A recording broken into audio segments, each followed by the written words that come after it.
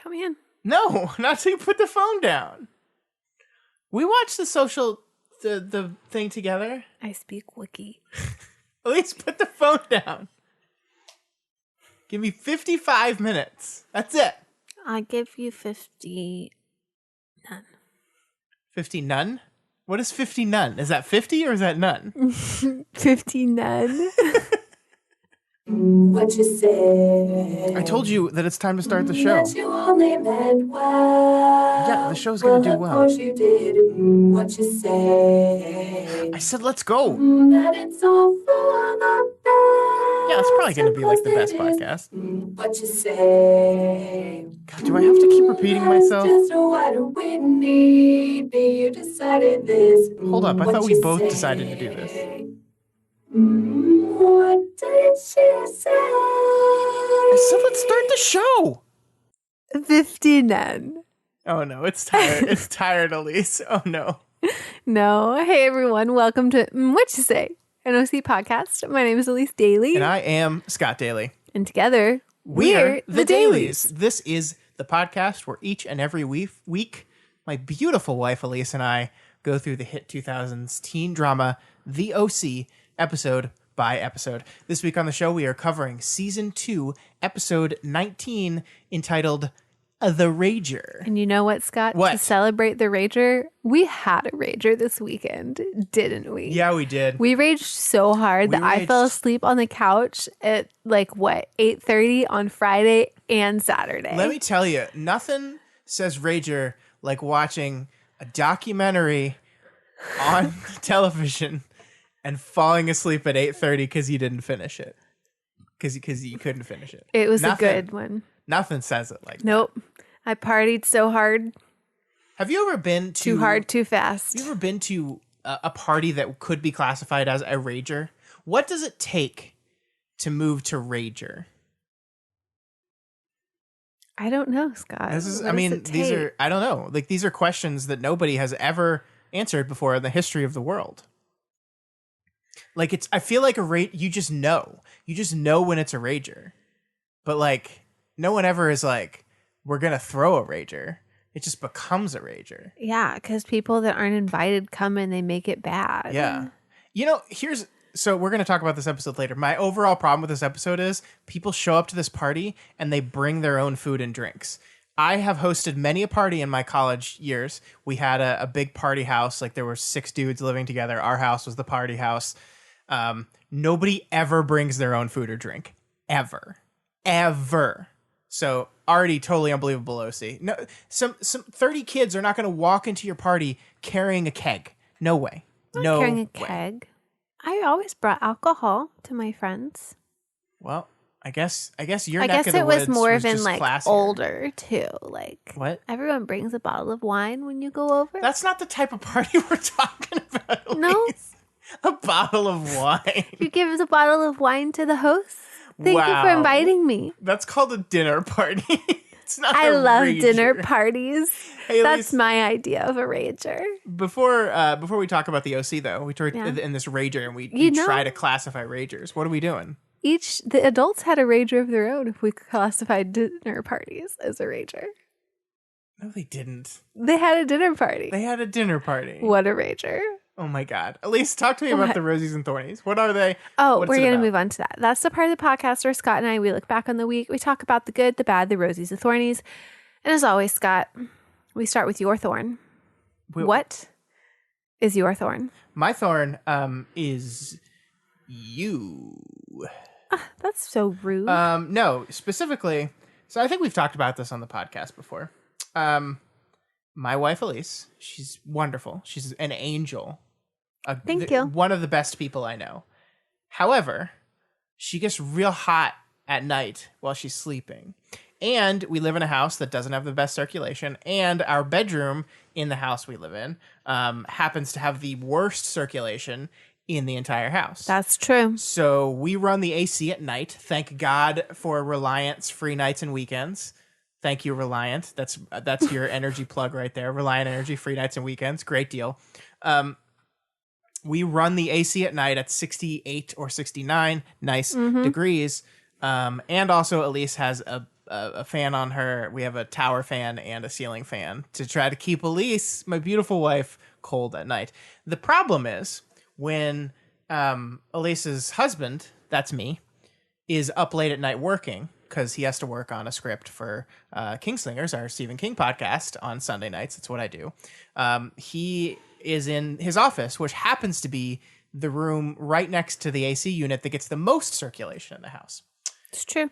So it gets real cold. It gets real cold for Scott. Well, Elyse is nice and toasty in her furnace blanket. So last night, I was up late working on the script, and I got so cold.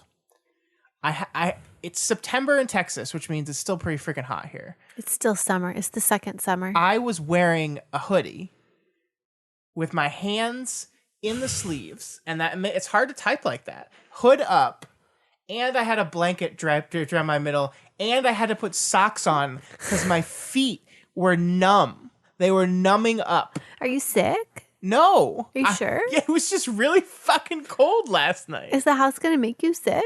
It might if you keep so it at cold? 68 degrees. Yeah. It was just real cold for me, and that was rough. It was rough. It kept me awake though. That's the thing, is it keeps you awake. Oh, so I'm helping you out, actually. And I finished at 1:30. Of course you did. You're welcome. What time did you get to bed though? 2:30. I gotta wind down. My brain is like, so I played video games for half an hour, and then I read for a little bit, and then I woke up when you came to bed. That's why I was asking. Yeah, it's 2:30. But not tonight, babe. Not tonight. Tonight I go to bed early, and by early I mean 2 Before hours midnight. after you have gone to bed. Before midnight. Probably depends on how late we go on this episode. Before midnight. Hey, Elyse, what is your thorn?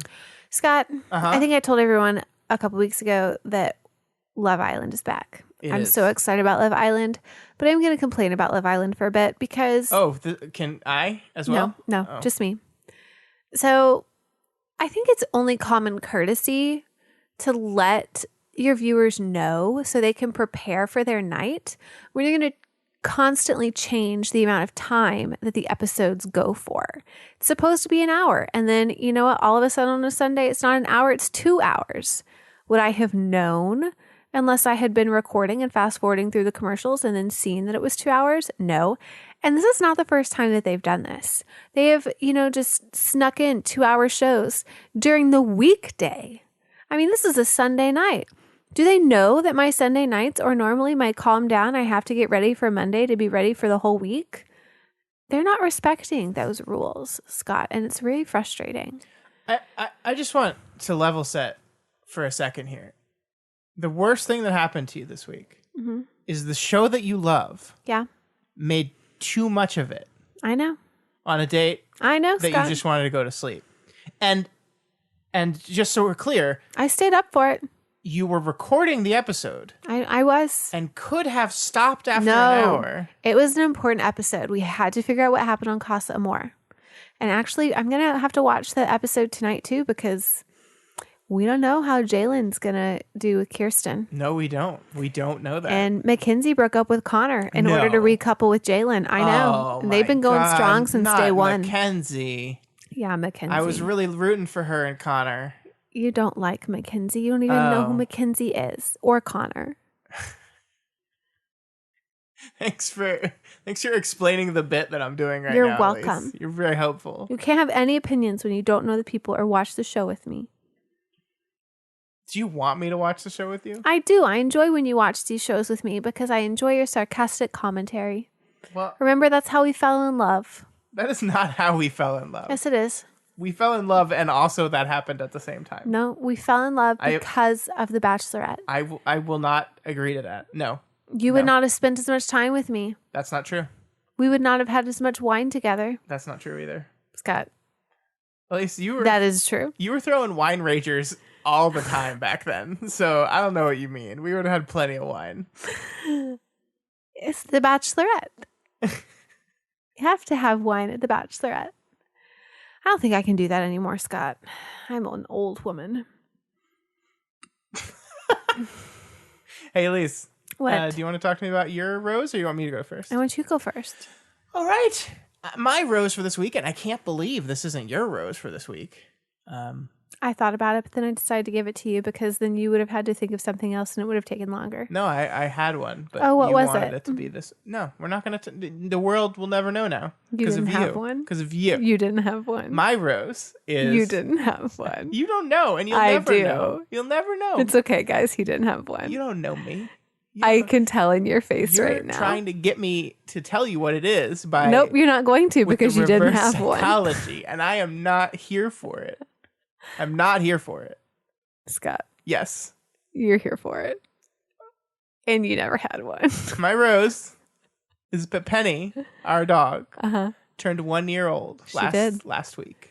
On the 8th. It was actually like the day after, or it was the day of our recording. No, it was the day after. It was the day after our recording last week. So we could have talked about it last week, but I guess we wanted to do like a post birthday rather than a pre-birthday. Yeah. Penny is no longer a puppy. Penny turned 1 year old. She's shedding. Yeah. Full adult dog. Yep, she's an adult dog. She's shedding. She got a bone cake. We got a bone-shaped cake, and she didn't like... Ghost loves the cake. Penny liked the Penny's icing. like her mom and likes the icing. Yeah, but the difference is you still eat the cake part. Penny didn't. Well, yeah. Remember when my dad came over this week and told me that my dog was getting fat? Yeah. Poor Ghost. I know. He walks Did you take the dogs on a walk He today? walks in the door and goes, "Oh, Ghost, you're looking a little thick, Ghost." Poor Ghost. Did you take them on a walk? I didn't. Scott. I slept in. I was up till 2:30 freezing my balls off and working on a script. I turned the fan off for you this morning. Okay, are you ready for my rose? Uh-huh. What's your rose? Last week, we had back to school. Uh-huh. Face-to-face kids started, and it went so much smoother than I had anticipated. It was great. I'm glad the kiddos are back, and I was just excited. Let's you know, hope you it don't stays know that what's way. going to happen whenever you're in a new situation, and so we planned as much as we could, and I think that we planned a good amount, and it paid off. I'm glad. And that's it. Nobody has coronavirus yet. Nope, not yet. I emailed you or I didn't email you. I texted you the dashboard. Did you see that last night? Yeah, it was a bad link. It didn't work. Oh, for real? Yeah. Oh, It sent me to a 404. Sorry. I'm sorry. Well, they made a dashboard so you can monitor the schools if you want to know how many Okay. cases there are and cases recovered. Well, that's good to know. You want to know where most of the cases are? Where? Our district admin building. Adults. They're stupid. Anyways, Well, I'm glad it went well for you, Elyse. thanks. I'm very happy for you. Me too. I remain nervous every day that you go out into the world and are forced to be around disease-ridden children all I day. mean- But I use hand sanitizer. I wash my hands. I don't touch them. it's good that you don't touch them. Yeah. You can get in a lot of trouble for that. Well, that's true. Anyway. No high fives or anything, though. Yeah, well, good. Yeah. You definitely shouldn't be doing that. No high fives? No high fives. Why not? Because those fives have coronavirus. Well, yeah, on like them. not right now, but like otherwise, you could give high fives. Oh, yeah. high fives Last are year, great. high fives. This year, it's the elbow bump. What? Elbow bump. Are you doing elbow bumps? Uh-huh. You can do elbow bumps. Don't you have to get within 6 feet of someone to do an elbow Or bump? you can wink. Don't, you can give winks. Don't wink at the children. Hey. Stop. Stop it. Inappropriate.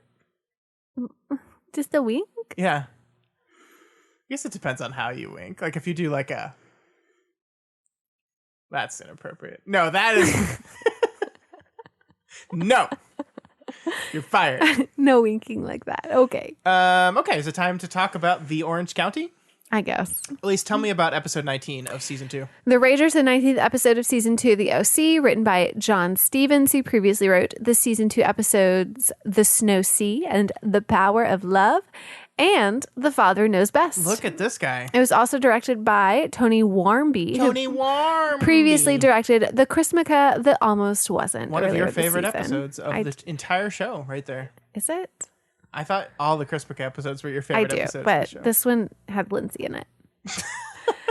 It aired on April 14th, 2005. This week on the OC, it is Trey's 21st birthday, but Ryan is still mad about the whole grand theft thing and isn't quite ready to forgive him. It's okay, though, because Marissa is here to get way too involved and plans a party for Trey that quickly gets out of hand. That's the aforementioned A Rager. Also, Seth and Zach meet Reed, their new comic book publisher, and she's a girl. Girls like comics? Girls like comics. Are you sure? I don't know. I only like one comic. Elyse? And I finished it. Yeah, we'll talk about that. Oh, we will? Yeah, we will. We're going to talk about Paper Girls? We are. Okay. But first, I want to hear what your overall thoughts on this week's episode were. What'd you think about it? There's a lot of frustration that went on in this episode, Scott. Mm-hmm. A lot of frustration I felt towards some certain characters. Yeah. You know, they were on a high. They were hitting that, you know, that good pace of some fun things that were going with Trey and Ryan. And then it was just like hitting the same beats over and over. And then this one, it really just kind of fell flat a little bit for me. Mm. You know what? Yeah. You know when a show is having a problem? What? When Julie Cooper is the most well-behaved character in your episode. Your show's, No, your that show's just having a shows us how much Julie has grown. No, it doesn't. No, it doesn't. It Yeah, it shows does. us how awful everyone else is being. Everyone, like, all these people are being pretty awful. Sandy's not being awful, but Sandy is barely ever awful. But, like, Seth sucks in this episode. Ryan sucks in this episode.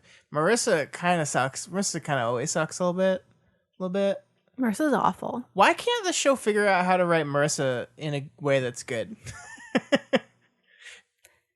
They get there eventually. Okay. Well, I can't wait to see it. Yeah, my thing is, like, I think there's a lot to like about this episode, and I liked quite a bit of it. But yeah, I think it's just like this feeling of immense disappointment in every single one of your characters. I do think that's a symptom of the characters, like, working on you in a way, you know? Like, I am incredibly disappointed in Kirsten Cohen in this episode.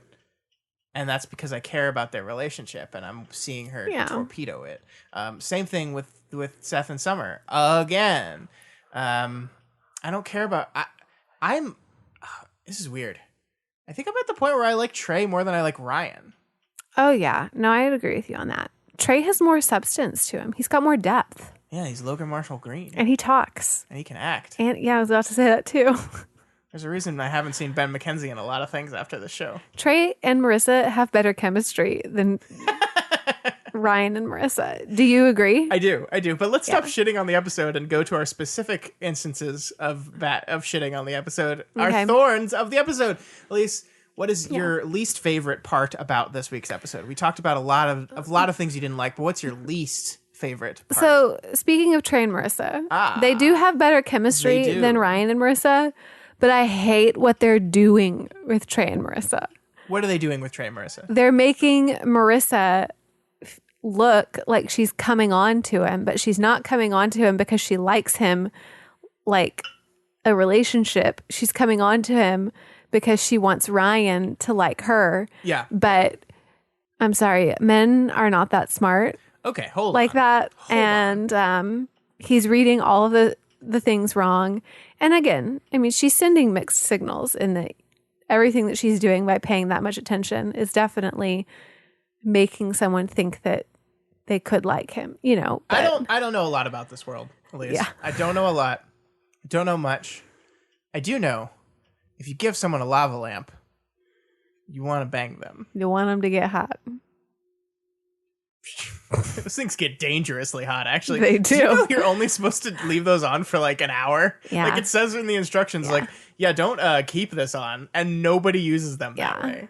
I used mine as a night light thing. That is incredibly dangerous. so much fun.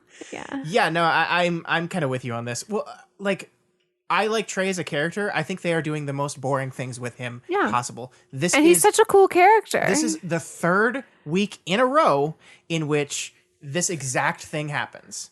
Trey does something. Ryan misinterprets the thing Trey does and gets super mad at him. And then Trey's like, No, see? It was my parole officer. I told you. What's up, man? What the hell is your problem?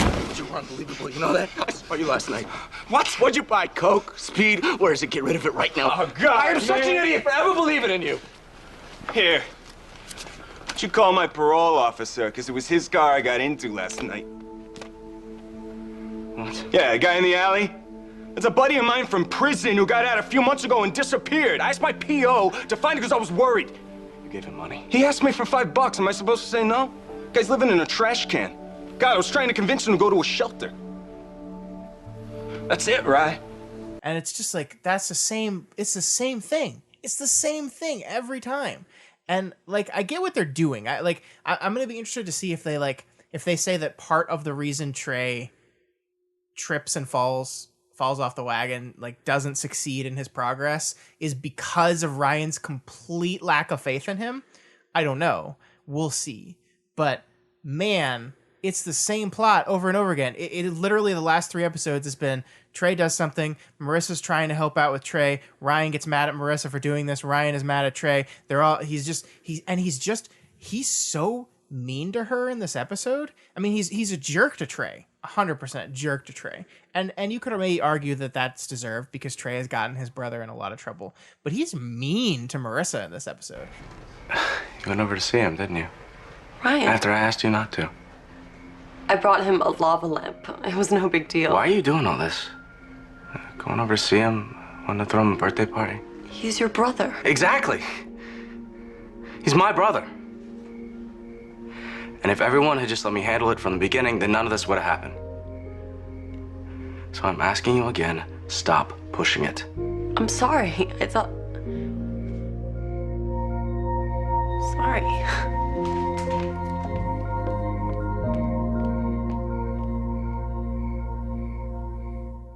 And, okay.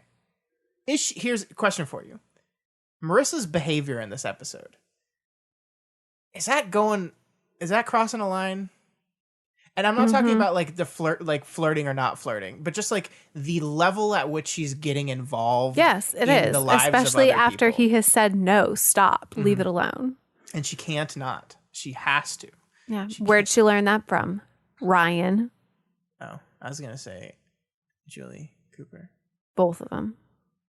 Porn star Julie Cooper. Porn star. Yeah, not anymore. Okay, so anyway, that's my thorn. Sure. Can we just stop giving them any more of our breath, please? What'd you think about the Rager, though?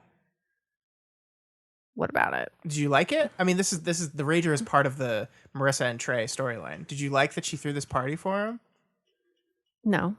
Well, I mean, Trey thinks that he is going to Marissa's house and they're going to be alone. And he's like thinking something's going to happen probably. This is interesting because I'm not saying that I disagree with you and I can see it now, but it was not my read of the show that Trey thinks Marissa's hitting on him.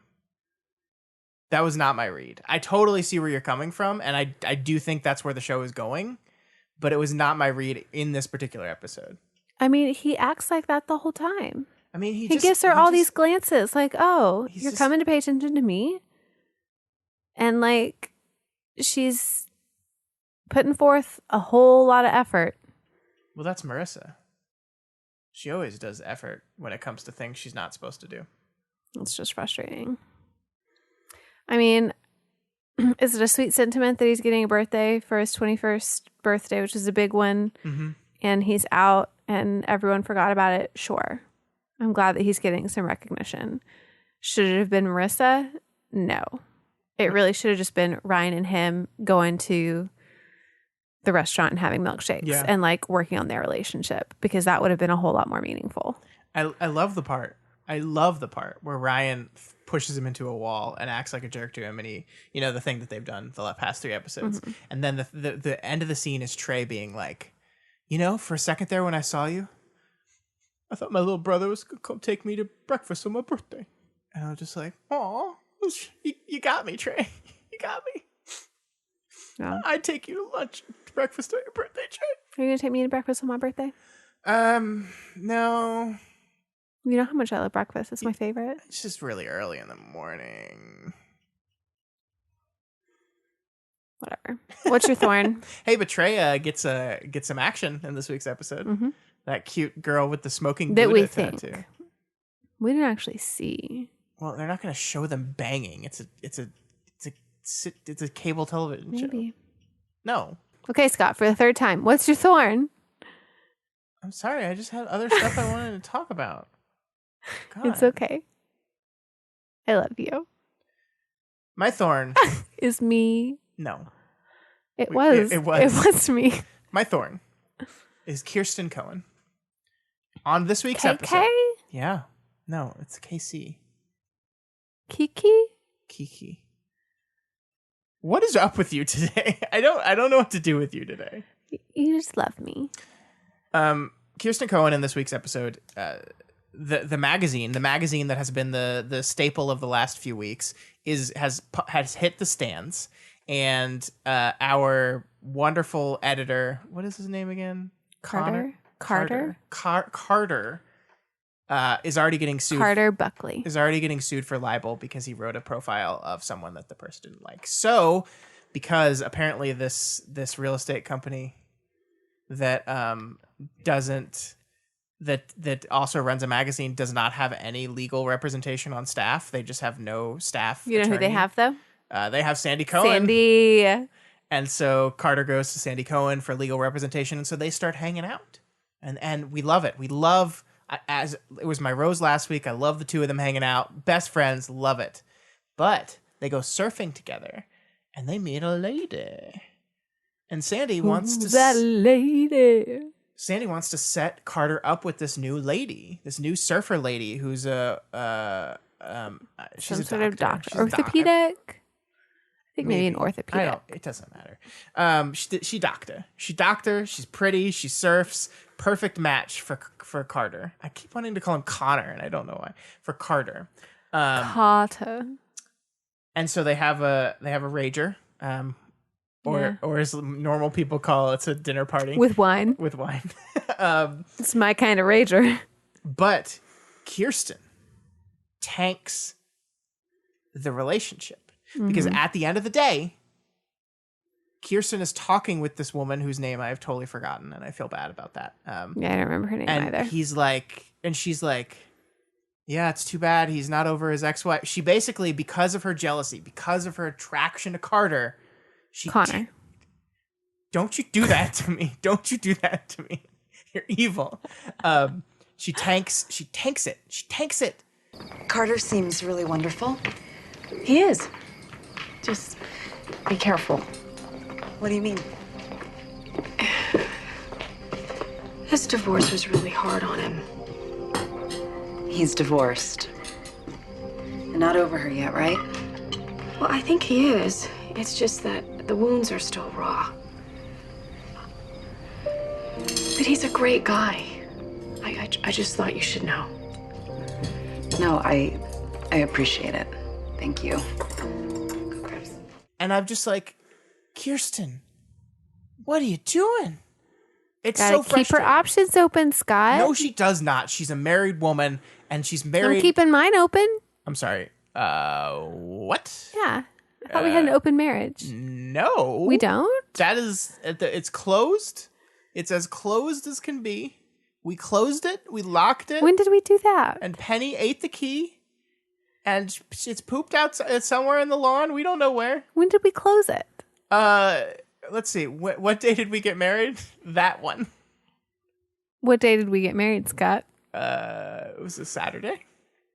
Do you remember the date? It was. It's okay. You don't have to share it with people because then you're giving away the numbers to all your passwords. No, I'm not. I don't use that. You're giving away the numbers. I'm just kidding. This is the 14th. That's all you need to know. I know the date, babe. I know the date. Okay. The point is, Kirsten is... I hate her. Why are you doing this, Kirsten? Don't do it. Kirsten gets on the struggle bus hardcore this season, Scott. We're not done with her struggle bus. What does the struggle bus look like?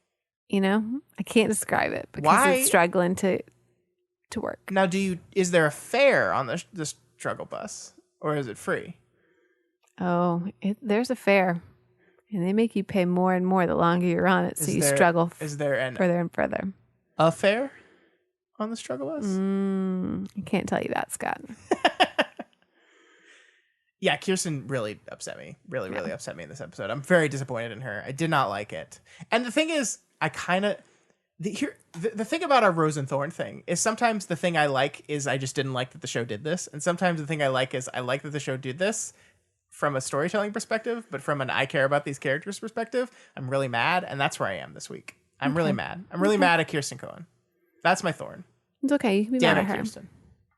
But Elyse, let's go positive. I'm tired of being negative. I love this show, and I'm going to be positive about it, but you're going to be negative. Oh yeah, shit. I'm sorry. Go ahead. Why don't you stop being negative and just let me enjoy my rose? Well, maybe Seth Cohen could stop acting like a dickwad. So my rose for this week, we've already talked about last week that Seth and Zach are going to be doing this graphic novel now. Mm-hmm.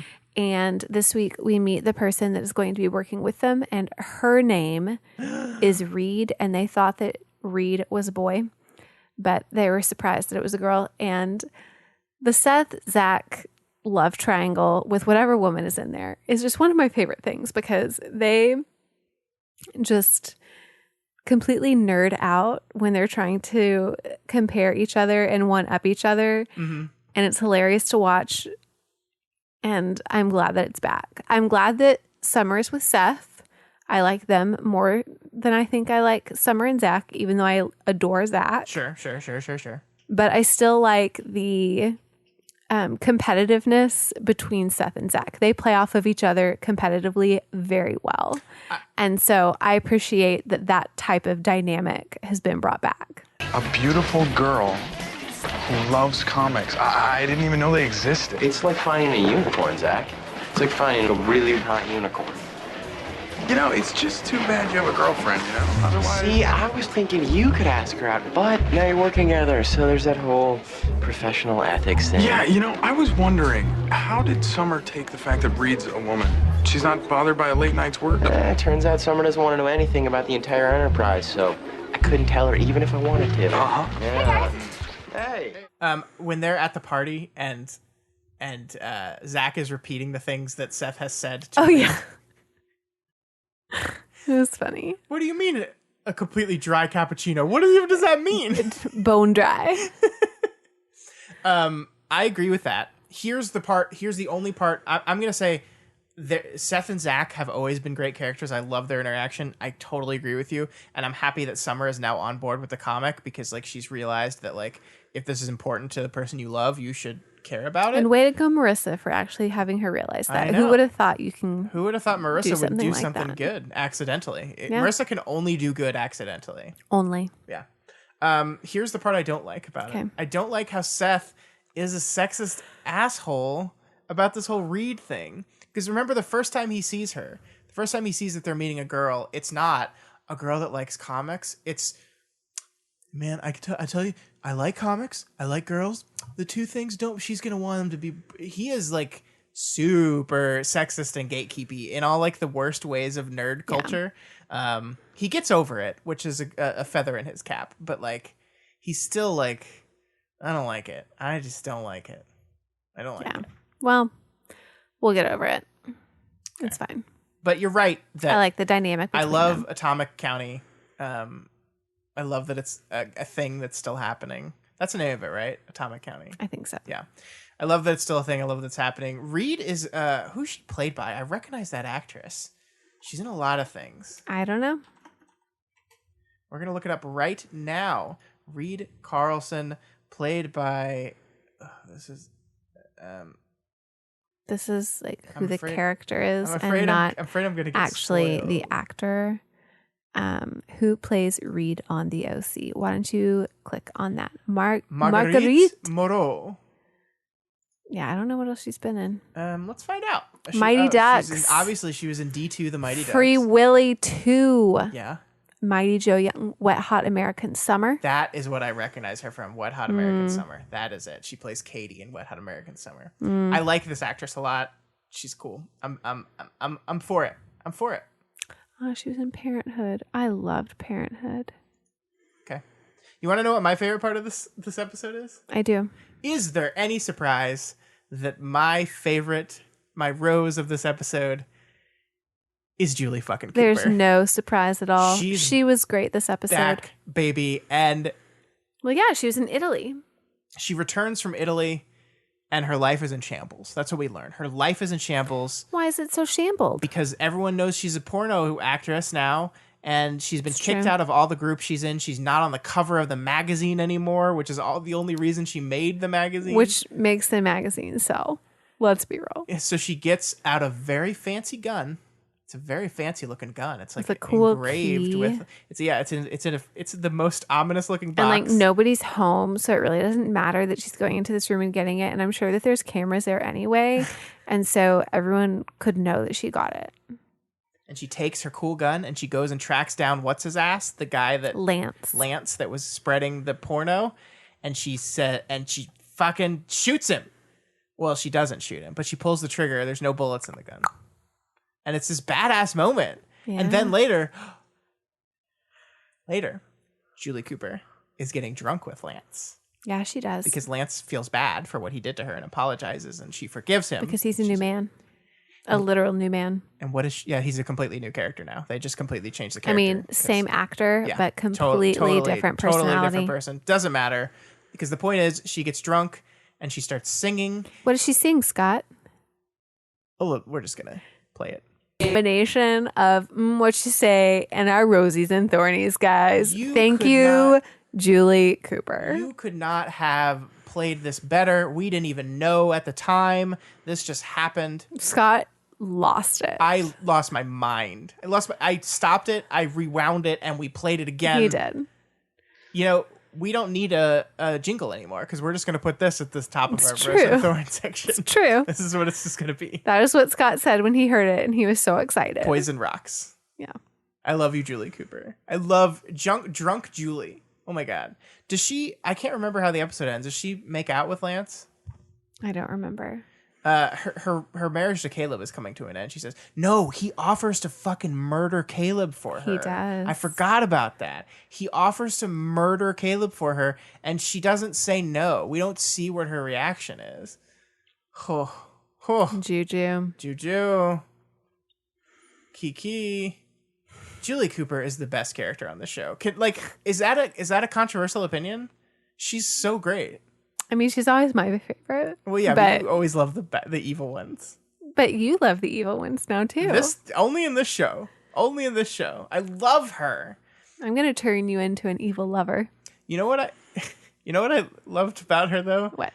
She knows that the party is happening with Trey. She doesn't know it's going to turn into a rager, but she knows the party is happening, and she says, "Oh, since I guess Trey is 21, I guess he can have one beer. See, I'm a cool mom." Yes, you are, Julie Cooper, except when you sleep with your daughter's boyfriend. I don't know if that makes you a cool mom. Doesn't your daughter also have a problem with alcohol? Maybe you shouldn't let friend of your daughter drink beer at your house. I don't know. It's just me. It's just me. No. So okay.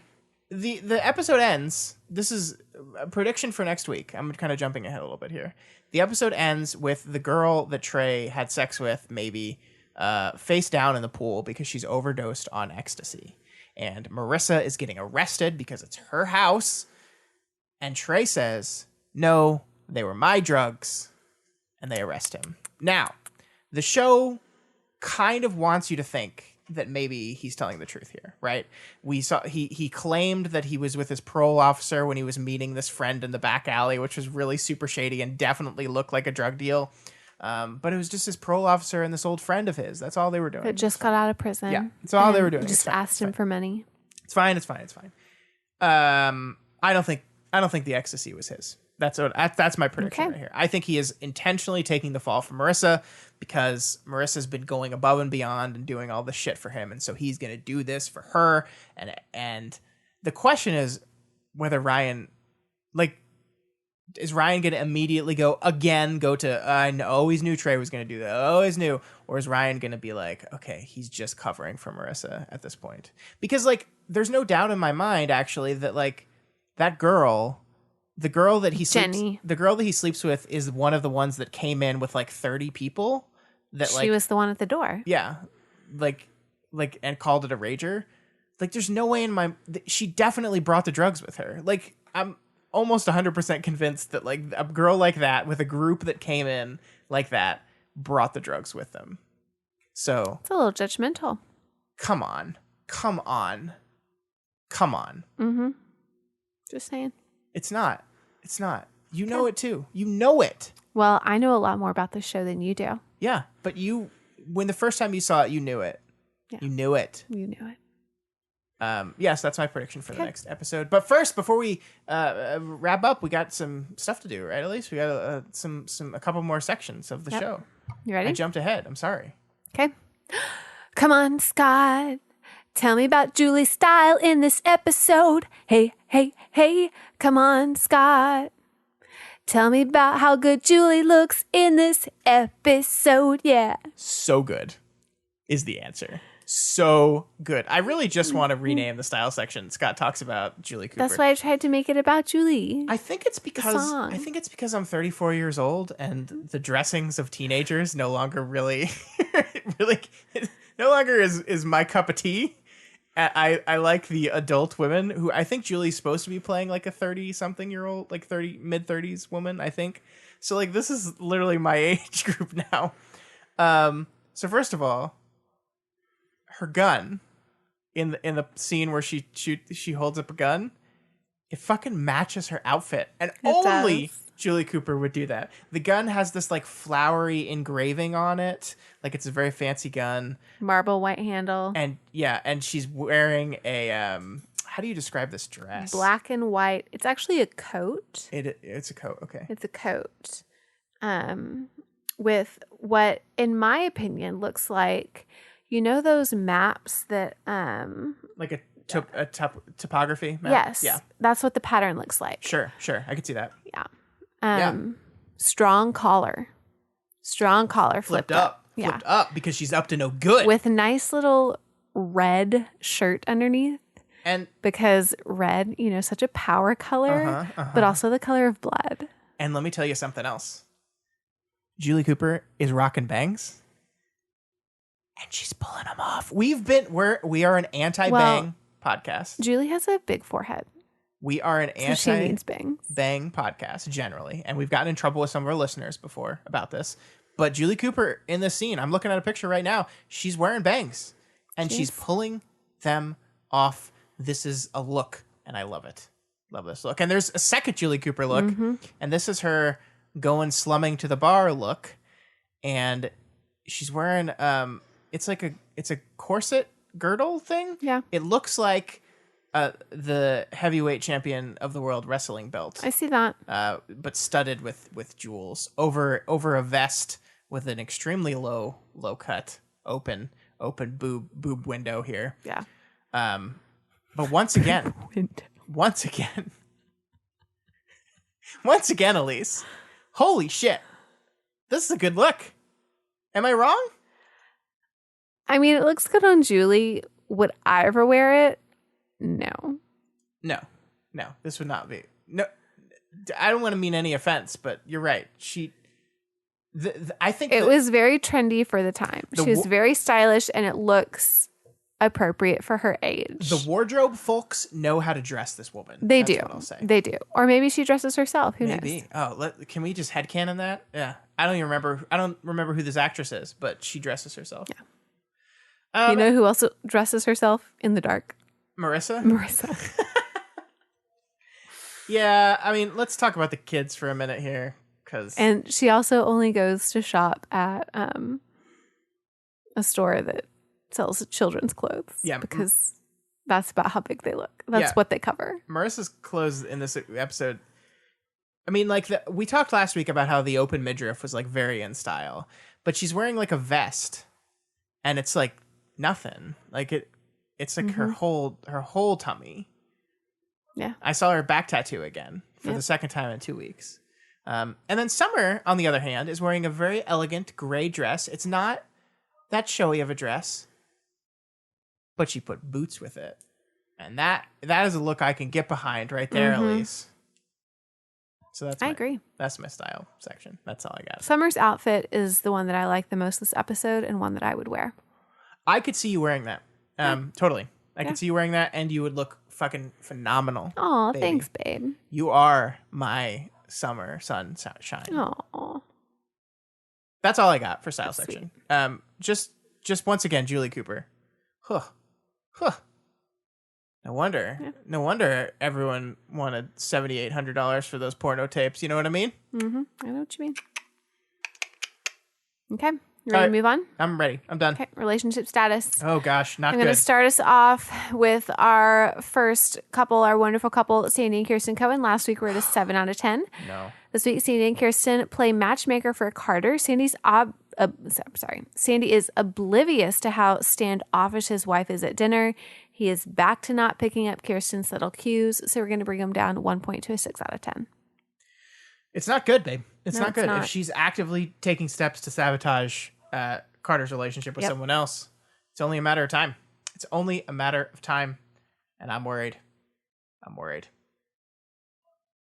All right, next we have Julie Cooper and Caleb Nicol. Last week we gave them a 4 out of 10. They benefited from not being on the show at all, either of them. Caleb is still not on the show, but Julie Cooper is back, and while she had a very, very good episode for her, not a really good episode for their relationship. Julie finds out that Caleb didn't actually pay Lance the money for Julie's porno, Tisk, tisk. and she is taken aback. She's taken so far aback that she gets drunk and plots his murder.